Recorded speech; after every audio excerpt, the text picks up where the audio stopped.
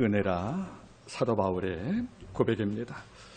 오늘 우리가 함께 묵상할 말씀은 그대가 가장 잘하는 것을 묻다, 이런 제목을 갖고 이 시간 주의 말씀을 함께 나누겠습니다.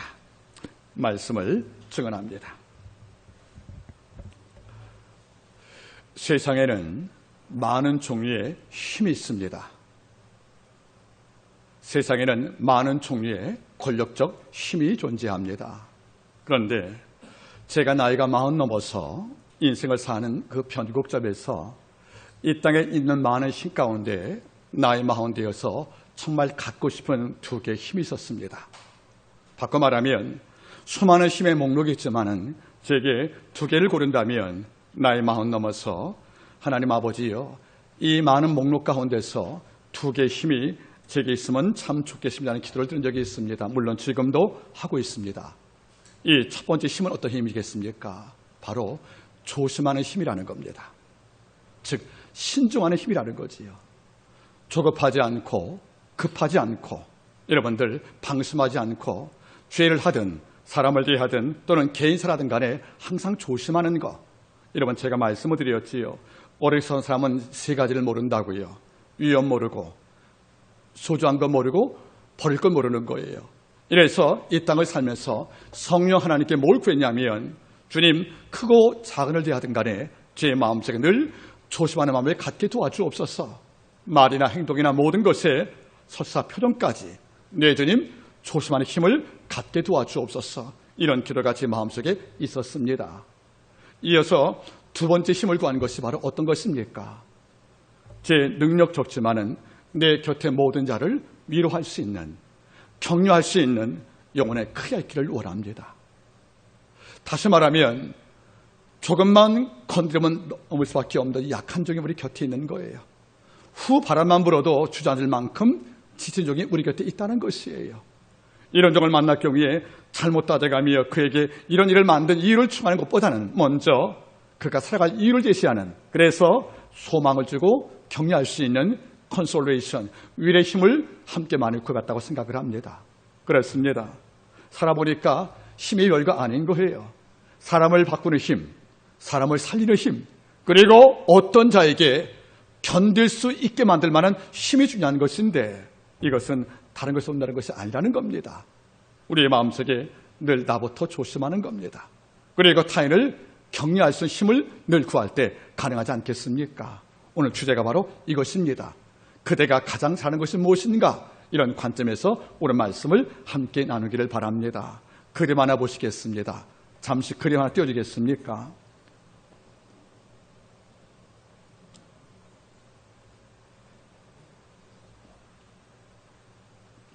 예, 방송사고입니다.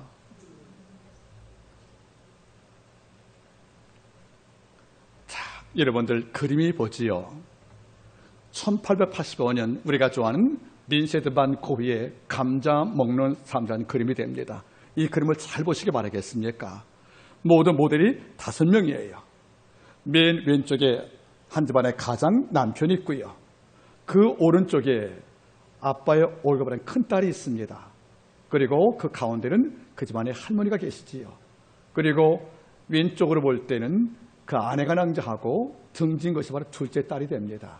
이런데 둘째 딸 앞에 있는 큰 딸, 흰 두건 들은 딸이 아빠의 얼굴 바라보잖아요. 왜 뭔지 아십니까? 식탁에 감자가 있거든요. 가난자 식사이란 말이에요. 이거죠. 아빠, 이거 제가 먹어도 돼? 이것이 읽혀지고 있다는 거예요. 그러면 이 그림을 나이 31세의 고흐가 그렸습니다. 자, 그러면 제가 그림을 소개한 이유가 무엇인지 아십니까? 한번 들어보시기 바랍니다. 31살 때에 고흐는 아꼈던 창부였지만 사랑했던 CN이라는 여자를 아끼다가 헤어집니다. 창부였기 때문에 아버지가 목사님이셨거든요. 고흐의 아버지가 목사님이시니까 길거리의 여인을 아내 삼으려 했던 고흐의 마음을 이해하지 못하니까 헤어짐을 종용을 한 거예요. 그래서 다른 사람의 아이를 잉태했던 길거리 여자 CN과 드디어 헤어지게 됩니다.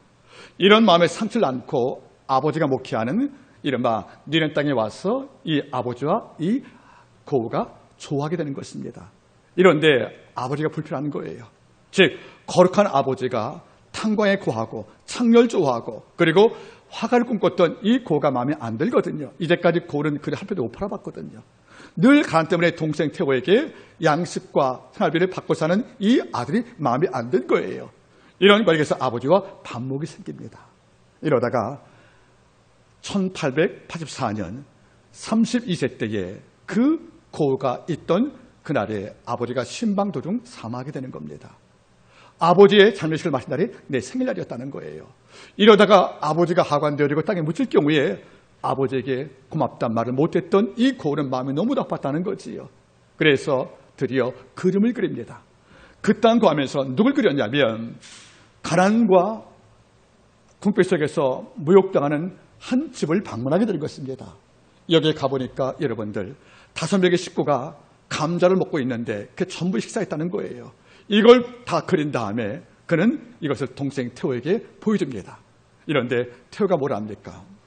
형, 한 줄이에요. 안 팔릴 그림이야. 왜? 어둡고 음침해. 이래서 실망한 고가 친구 라파에트에게 또 이 그림을 보내는 거예요.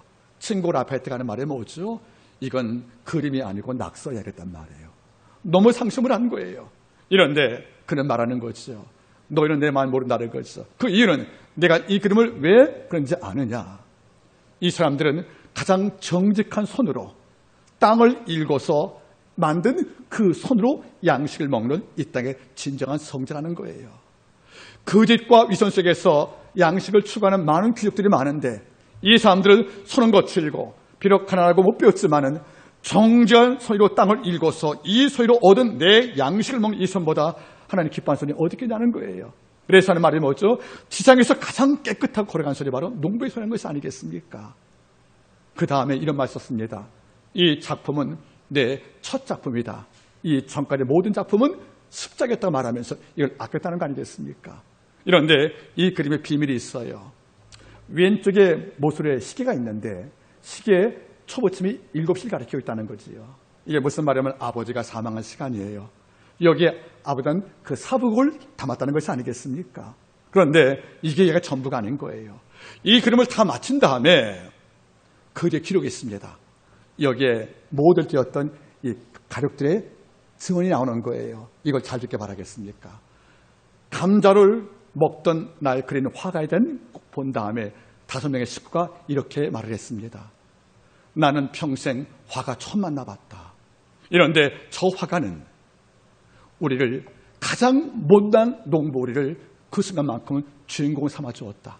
모든 자가 내 삶 속에서 못 배웠다고 조롱했던 우리 같은 비잔 신부를 처음으로 그 자가 영광 받을 만한 주인공을 삼아서 우리에게 기쁨을 주었다고 그 간증하고 남겼다는 거 아니겠습니까? 보세요. 고는 그림을 그린 거예요. 이 그림에 모델되었던 가난한 농부 가족은 희망을 받습니다.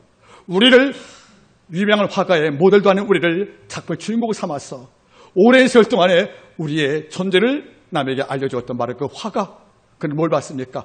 우리를 위로해 주었다는 거 아니겠습니까? 이겁니다. 고는 화가 밀레를 좋아했어요. 밀레 좋아했지만 밀레하고 다른 걸 살아갔습니다. 밀레는 농부의 평화를 그렸지만은 그런 농부의 고통을 그렸다는 거예요. 그래서 고통을 당하지만 당신의 땀과 수고가 얼마나 귀한지 천사의 아름다움도 귀하다고 간장한 것이 바로 고라는 것이 아니겠습니까? 이런 까리가 뭘 느낍니까? 그 땅에서 가장 모욕을 당하고 가나다가 못 배웠다 시작한 그 농부 가족한테 소망을 주었던 위를 주었던 이 글이 바로 오늘 감자 먹는 사람이란 그림으로 우리가 알 수 있다는 거 아니겠습니까? 고는 약한 자에게 소망을 준 것을 참 잘했습니다. 아까 얘기했죠, 여러분들. 고는 일평생 한 여자 상인 거예요. 길거리 여자 시엔입니다. 그의 그림 슬픈 소로의 글을 보면 옷을 다 벗은 여자가 울고 있는 장면이 나와요. 근데 배에 보니까 아이가 있어요. 이 여자가 울면서 당신에게 아이를 갖게 하고 도망친 남자 때문에 아파하는 걸 보는 거지요. 이걸 가다가 고가 본 거예요. 내가 당신의 배에 씌와 그리고 당신을 거두겠다고 그걸 사는 걸 바라보세요, 여러분들. 길거리의 창녀가 누구한테 환영을 받겠습니까? 그에게도 너를 아낄 자가 있다는 말을 주어서 소망을 주었다. 그래서 시인에게 감동을 줬던 것이 바로 뭡니까? 고의 삶이라는 것이 그럽니다. 여러분, 고는 단순한 화가 아니었다는 거예요. 버림받은 자 없는 자에게 살아갈 이유를 줄 수 있었던, 즉 소망과 희망을 주었던, 그리고 위로와 격려를 주었던 자리에 고가 서 있다고 생각을 합니다. 고는 뭘 가장 잘했습니까? 약한 자에게 위로와 소망을 줄 것을 즐겼다는 것이 아니겠습니까? 오늘 이 말씀을 갖고 함께 나누기를 바랍니다. 여러분들, 그대가 가장 잘하는 것이 무엇인가 물어본다면 여러분 뭐라고 답하겠습니까?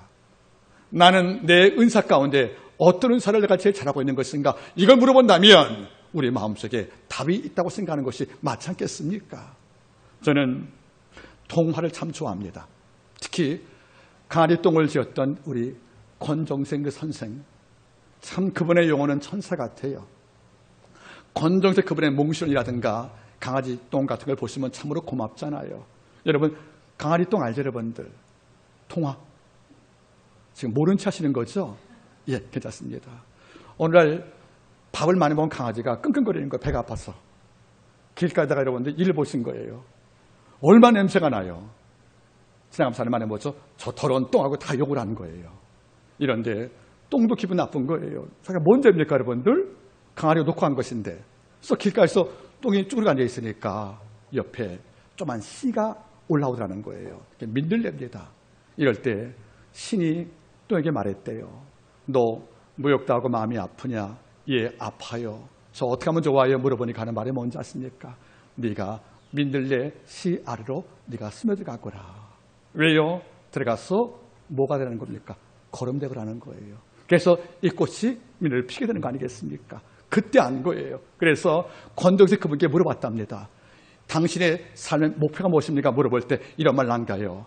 나는 꽃 되고 싶은데 아버지가 거름되러 가셨다고요. 우리는 뭐가 되고 싶다고요? 꽃이 되고 싶은 거예요. 화려한 꽃들.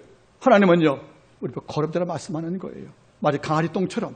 그래서 민들레 씨앗 아래 녹아 들어가서 거름되어서 뭘 피울 것입니까? 꽃을. 우리는 지금 꽃되기를 좋아하잖아요. 꽃을 피우는 거름되기를 우리는 원치 않거든요. 여러분, 이 땅 모든 성도가 나는 꽃이 된다는 거예요. 화려하고 빛나고 모두에게 박수를 받는 이런 자리에 꽃을 사모하지만 권정세 그분께 하나님 말씀하신 것이요. 나는 꽃이 되고 싶은데 하나님이 거름되라 하더라는 거예요. 그러니까 저는 그걸 강의동을 볼 때마다 마음에 감동을 느끼는 참 많다는 거죠. 생전 그분의 기록을 바라보니까 이런 말이 있더라고요. 왜 아이들이 당신을 이렇게 좋아하는지 모르겠다고. 동화작가라서 아이라는 거예요. 권정세 그분께서 고인께서 이런 말 남겼대요. 아이가 날 좋아하는 이유는 하나다. 따라하겠습니까? 내가 웃는 것을 잘해서. 웃는 것을 잘해서. 저는 너무도 마음에 감동을 받아요. 그런 다른 능력이 있는 것이 아니에요. 내가 제일 잘하는 것은 글 쓰는 게 아니래요. 웃어주는 거래요. 내가 웃는 거래요. 여러분, 웃는 거 하나로 아이를 다 품었다는 거예요. 그리고 동심을 읽으니까 여러분 100편 이상의 도화가 나온 것이 아니겠습니까? 우리 몽시온지 알잖아요, 여러분들. 강아리똥도 알잖아요. 얼마 작품이 30페이지 안 되는 작은 책이지만 얼마 감동이 되는지. 다시 한번 따라하겠습니까? 나는 꽃이 되고 싶은데 하나님은 거름되라 하더라. 꽃을 추구했던 우리의 명예들, 이걸 넘어서 걸음을 추구했던 권정세 그 동화작가의 마음을 바라볼 때마다 당신이 뭘 제재하십니까? 할 때 나는 웃는 거라고 말씀하는 걸 볼 때마다 감동이 되는 것입니다. 고은은 약한 자를 위로하는 것을 제일 잘했습니다. 권정세 그분께서는 남에게 웃어준 것을 제일 잘했다고 생각을 합니다. 여러분은 뭘 잘하십니까, 여러분들? 오늘 이런 관점에서 주의 말씀을 함께 나누기를 바라겠습니다. 본문의 주인공은 바로 요나단입니다. 사울의 아들이고 다윗의 친구입니다. 내 아버지가 이스라엘의 첫째 왕으로서 권력을 잡은 이른바 기득권자의 으뜸에 있는 힘 있는 자입니다. 이런데 아버지 삶 속에 묘한 균열이 옵니다. 이것은 듣도 보지 못한 베들레헴의 목자인 다윗이 와서 내가 블레셋과 싸울 때에 골리앗과 전투에서 내가 수에 몰려서 위기에 속했는데 형을 만나러 왔던 한 목동아이가 와서 우리의 적이었던 골리앗을 제압을 한 거예요. 이것도 갑옷 입지 않고요. 투구 안 쓰고 무기 잡지 않고 아꼈던 돌 몇 개로 그를 제압을 한 거예요. 칼도 안 쓰고 돌로 더 나가서 여호와 이름으로 적을 제압해서 우리의 왕권은 물론 민족을 지켜주었고 더 나가서 나를 따라왔던 모든 군사의 목숨을 지켜준 겁니다. 한순간에 다윗은 구국영으로 추앙을 받습니다. 돌아올 때 여인이 부른 노래가 사울 죽인 자가 천천히인데 다윗은 만만이라고 그의 위세가 올라가는 바람에 처음으로 이 사울왕이 권력의 위기를 느낍니다. 우리가 알다시피 그 다음 이가 뭐지요? 군사 3천을 선발해서 다윗 죽이려고 여러 번 10년간 추적을 안 했습니까? 이런 과정에서 오늘 말씀이 등장했다는 거지요. 이런데 오늘 말씀의 주인공은 바로 누굽니까? 바로 요나단이라는 것입니다.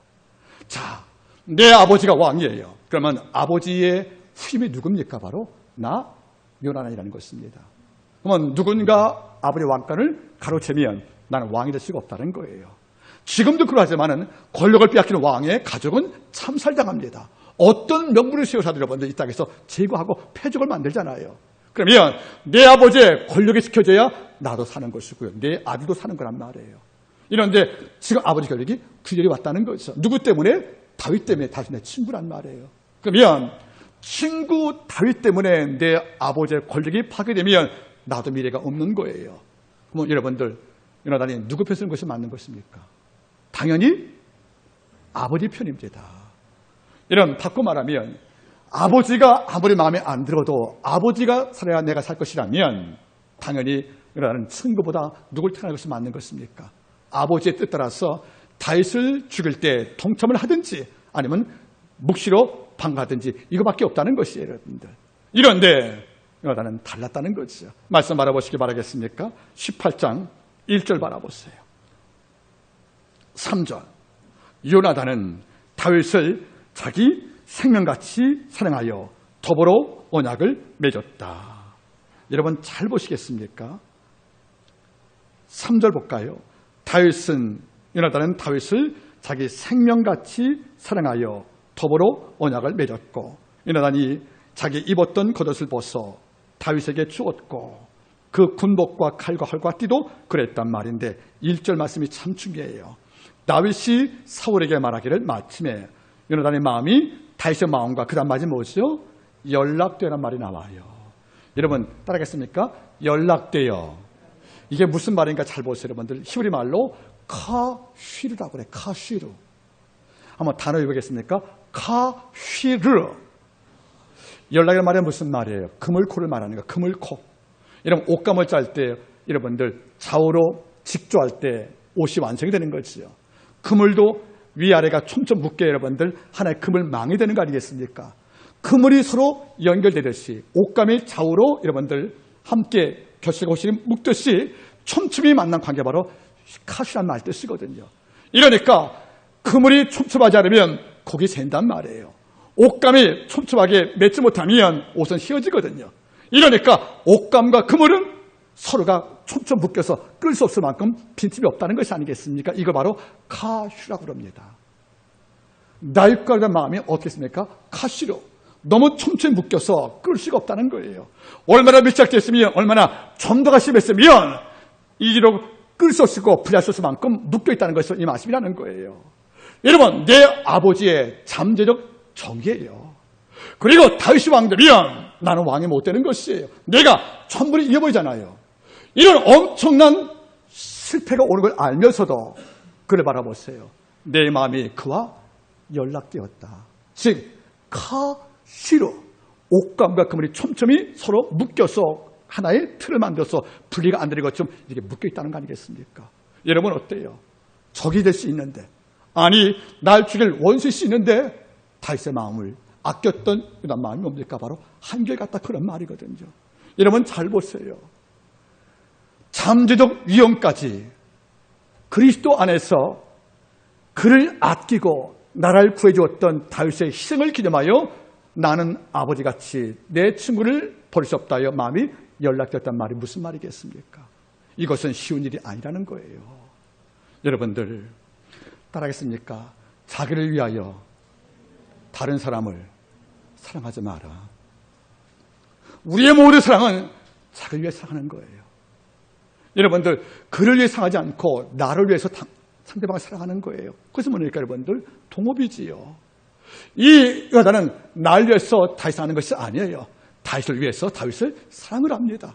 그가 내 아버지의 권좌를 위협하고 민심을 빼앗아간 이런 잠재적 반란군에 쓸 줄 모르게 알면서도 그를 하는 말이 뭡니까? 내 마음이 너와 연락이 되었다. 그 증표를 보시겠습니까?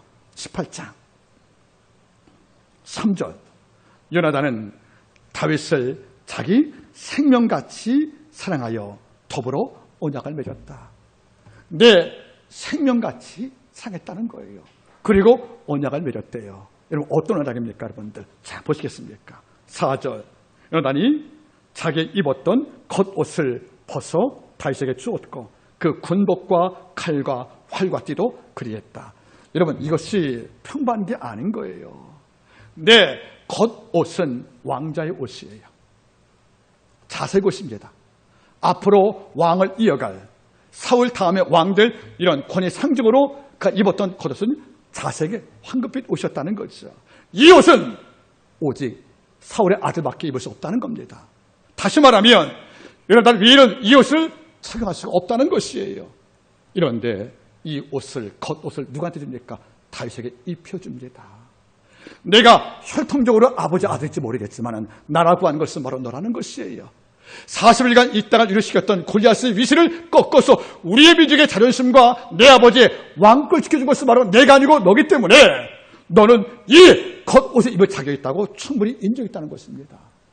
이 옷은 내가 아니고 내게만 옷이라고. 이건 놀랍잖아요.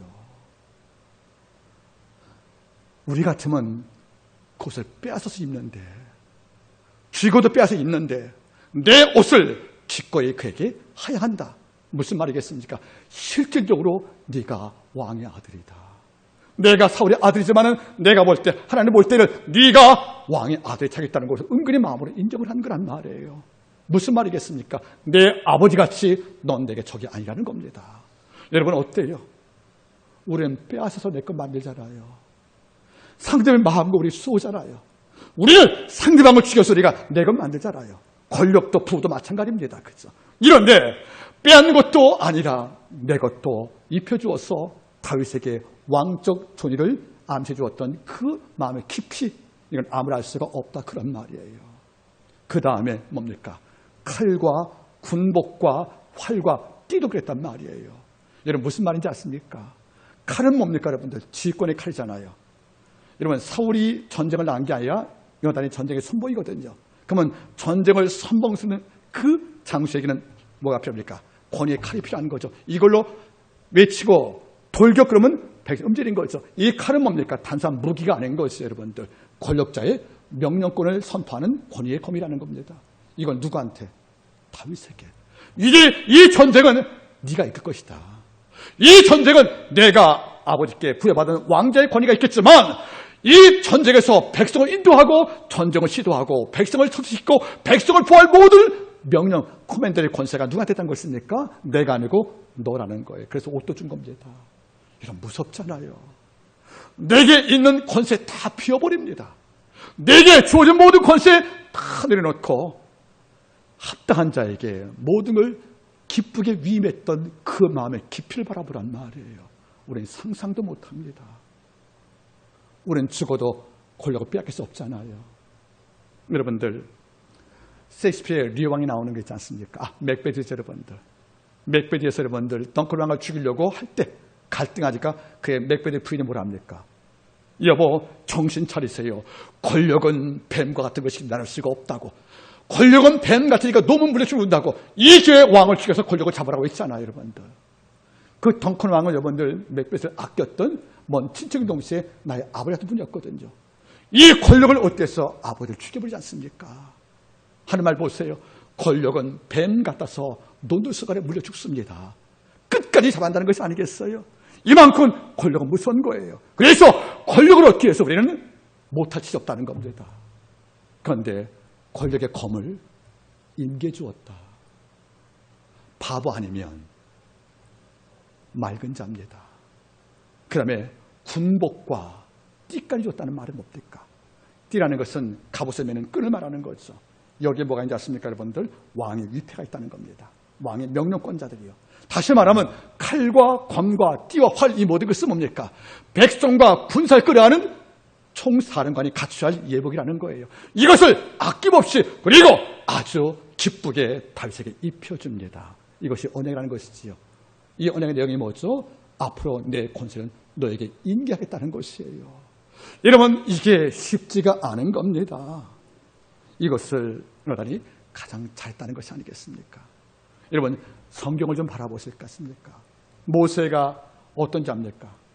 백성을 40년간 애굽 땅부터 모압 땅에 인도했던 영도자입니다. 그런데 민수기 12장 3절 말씀에 어떤 말씀이 있습니까?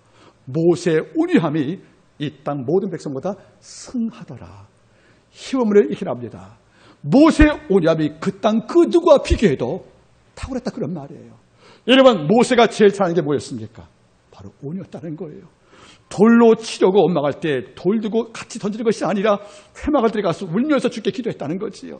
주님, 제가 억울하게 고통을 당하지만 백성이 40년간 많은 기도를 모두 끝까지 애굽 땅으로 가자하고 돌로 날 치료하고 원망하고 나를 대적하지만 백성과 싸우지 않고 미소 잃지 않고 회막 들어가서 울면서 아버지여 내 신혼을 도와달라고 울었던 것이 바로 모세가 아니었습니까? 이걸 주가 볼다는 말이죠. 모세 온유함, 이것이 모세가 제일 하는 것이 아니겠습니까?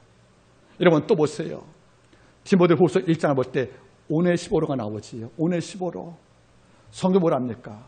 아버지여 그날이 올 때에 내 친구 오네시보의 집에 그 일을 베풀어 주시옵소서. 그 이유 가르, 그 이유가 무엇이냐면 저가 옥에 있는 나를 잘 찾아와서 내 마음을 유쾌해 해 주었습니다. 그리고 내가 옥에 갇힌 것을 부끄러지 않고 나를 벗어 끝까지 시켰습니다. 고백하잖아요. 여러분 오네시보라가 뭘 죄질 않습니까? 여러분들 유쾌하게 했다는 거예요.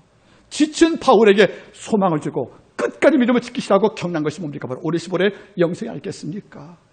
모세는 온유함이 주특기였습니다. 그리고 오네시보는 지친 바울을 유쾌하게 만들었던 아름다운 언어를 소유했던 기쁜 자라는 것이 아니겠습니까? 여러분들 우리가 또 알잖아요. 고전 끝장에 나오는 스데바나, 바울에게 세례받은 세 인물 가운데 한 명이에요. 바울이 직접 내게 세례했단 말이에요. 얼마나 특권이겠습니까? 너 누구한테 세례받았냐? 너는 난 바울이야. 그 자체가 특권이에요. 이런데 스데바나가 바울에게 세례받았어요. 영적 자부심이 얼마나 컸겠습니까? 세례가 아무리 똑같지만 주는 자가 바울이었으니까. 그런데 그 다음 말이 뭐죠? 스데바나의 가족이 성도 섬기기로 결심하여. 섬김이 주특기라는 거예요. 이걸 제일 잘했고 제일 하고 싶었어. 내가 바울에게 세례받은 족인데 내가 오만하면 내게 세례받은 바울이 어떤 입장이 되겠던가 하고 이걸 헤아려서 뭘 했습니까? 여러분들 겸손히 성도 섬기는 그 자리까지 가서 양을 위해 베푼 것이 그의 역할이 아니겠습니까? 말의 신뢰가 뭘 잘했습니까? 아들에게 쫓김을 당한 다윗에게 만한 땅에서 울 때에 양식을 준비해서 마지막까지 왕한테 예우를 당한 것이 바로 누굽니까? 바로 신뢰 아니겠냐는 거예요. 우리가 이 땅을 살 때 하나님 물어볼 것입니다. 내가 무엇을 제일 잘하냐? 우리의 답은 무엇인지 참으로 궁금합니다. 자, 한번 23장을 넘어가 봅니다. 사무엘상 23장.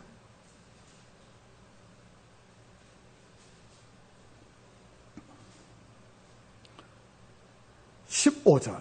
다윗이 사울의 자기 생명을 살리려고 나온 것을 보았으므로 이건 생명을 찬다는 말이 뭐죠? 죽이려고 나왔다는 거죠. 내 생명을 앗아가려고 나온 것을 보고 그가 어디 숨었습니까?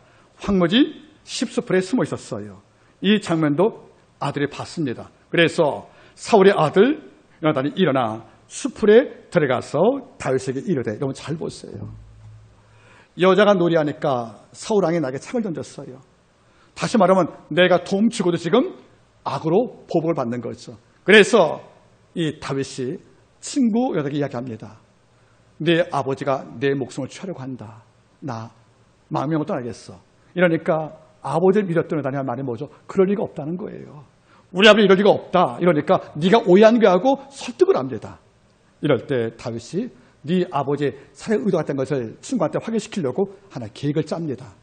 오늘이 월삭인데 내가 오늘 식사에 안 갈 것이다. 무슨 말이냐면 이스라엘 백성은 전통이 있어요. 왕과 신하 사이에서 월삭, 즉 한 달의 첫날, 이때는 왕과 신하가 식사를 같이 합니다. 여기서 왕이 음식을 베풀고 충성을 다시 확인하는 장소거든요. 여기에 참석을 하지 않으면 반란군입니다. 이런데 며칠에 월삭이 오는 거예요. 내가 한번 안 나가보겠다는 거죠. 안 나갈 때 네 아버지 반응을 봐라. 그러니까 좋다 이거예요. 그래서 다윗이 안 나갑니다. 그래서 월삭 다 한 다음에 잔치할 때 사울이 보니까 자리가 비어 있거든요. 그때 하는 말이 뭡니까?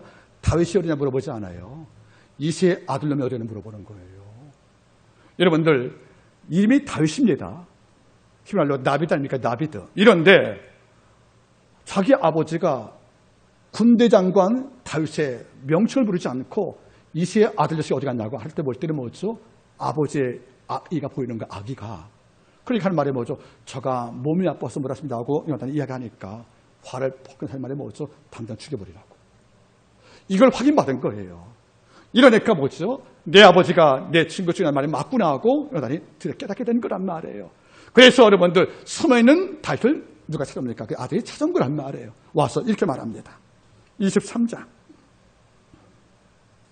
16절 사울의 아들 요나단이 일어나서 숲에 들어가 다윗에게 이르되 그로 하나님을 힘있게 의지하게 하였는데 무슨 말입니까? 도망자 다윗은 상처받은 거죠. 내가 도움 주고도 도움 받은 자가 날 죽이려고 그래. 근데 그 대상이 이 땅의 권력자입니다. 그리고 내가 이 땅에 살 때 언제 죽을지 몰라요. 내가 민족을 구하라고도 내가 도망자가 되었고 내게 도움받은 왕은 날 죽이려고 광기에 지금 분발하고 있는 거예요. 이럴 때 상처가 있고 아픔이 있는 거죠. 더 놀란 게 뭔지 아십니까? 얼마 전에 사무엘이 나한테 기름으로 왕을 세웠거든요. 사울을 팽이하고. 이러니까 내가 누굽니까? 지금은 하나님께로 왕이 된 건데 왕은 그걸 지금 쫓기고 있지 않겠습니까? 그러니까 숲에 숨어있는 다윗은 말대로 여러분들 너무도 고통스러운 것입니다. 하나님 저 기름 부었잖아요. 이런데 버림받은 왕이 왜 지금도 살아있습니까? 그리고 이 왕이 왜 날 죽이려 합니까? 그리고 내가 반란을 투부한 적이 없는데 왜 이 왕은 3,000명을 도울하여 내 목숨을 취하려고 발악을 하십니까? 이게 납득이 안 가는 거예요. 그래서 황무리 숲에 앉아서 다윗이 지치고 낙심하여 주저앉습니다. 이때 누가 찾아왔다고요? 요나단이 와서 하는 말이 뭐죠? 다윗에게 힘있게 하나님을 의지하겠다는 거예요. 무슨 말이겠습니까? 너 왕 된다. 너 낙심하지 마. 좋은 견디면 사무엘이 기름부터 왕이 이루어질 거 하고 소망을 다 버리듯 키워주었다는 거예요. 하나님을 힘있게 의지했다는 말이 무슨 말이겠습니까? 이게 진정한 권면이 아니겠냐는 거예요. 여러분 지친 자에게 위로할 게 뭐가 있겠습니까? 하나님은 널 버리지 않았어. 우리 아버지가 너에게 갖고 계신 모든 인생 설계 지금도 아버지가 진행하시니까 낙심하지 마. 주위에 발걸음을 더디워도 반드시 목지 주신다는 이런 마음을 갖고 힘있게 하나님을 의지하게 만든 그 요나단을 바라볼 때 어떻게 했습니까? 내심 여러분들 이렇게 다시 죽어버리면 내가 왕 되는 건데 위로할 필요가 없잖아요. 그런데 하나님을 힘있게 의지하게 하면서 그에게 이런 말씀을 상기합니다. 23장 17절 곧 요나단이 그에게 이르기를 두려워 말라. 내 붙인 사울의 손이 내게 미치지 못할 것이요. 내 아버지가 부당한 권력으로 널 죽이려 해도 우리 하나님께서 그 칼을 내 목숨에 닿지 못하게 아버지가 막으실 것이요 하고 다윗을 보호하는 하나님의 상에 대한 것을 각인시켜 주었다는 거예요.